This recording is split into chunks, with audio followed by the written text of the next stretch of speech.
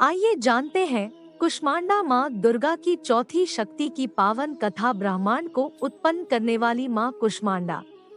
सुरासंपूर्ण कर्षण रुधिराप्लुतमेव च दधाना हस्तपद्माभ्यां कुष्मांडा शुभदास्तु में। नवरात्रि के चौथे दिन देवी को कुष्मांडा के रूप में पूजा जाता है। अपनी मंद हल्की हंसी के द्वारा अंड यानी ब्रह्मांड को उत्पन्न करने के कारण इस देवी को कुष्मांडा नाम से अभिहित किया गया है।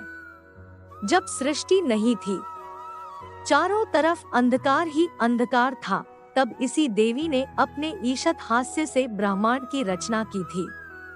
इसीलिए इसे सृष्टि की आदि स्वरूपा या आदिशक्ति कहा गया है।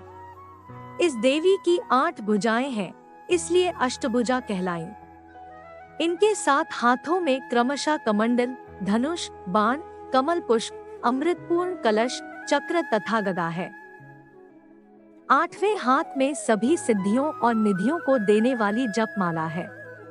इस देवी का वाहन सिंह है और इन्हें कुम्हड़े की बलि प्रिय है। संस्कृति में कुम्हड़े को कुष्मांड कहते हैं, इसलिए इस देवी को कुष्मांडा। इस देवी का वास सूर्य मंडल के भीतर लोक में है। सूर्य लोक में रहने की शक्ति क्षमता केवल इन्हीं में है।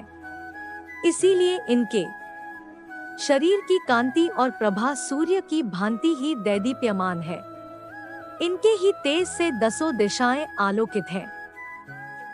ब्रह्मांड की सभी वस्तुओं और प्राणियों में इन्हीं का तेज व्याप्त है।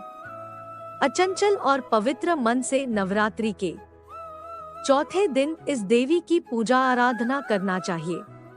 इससे भक्तों के रोगों और शोकों का नाश होता है तथा उसे आयु, यश, बल और आरोग्य प्राप्त होता है। ये देवी अत्यल्प सेवा और भक्ति से ही प्रसन्न होकर आशीर्वाद देती है। सच्चे मन से पूजा करने वाले को सुगमता से परम पद प्राप्त होता है। विधि विधान से पूजा करने पर भक्त को कम समय में ही कृपा का सूक्ष्म भाव अनुभव होने लगता है।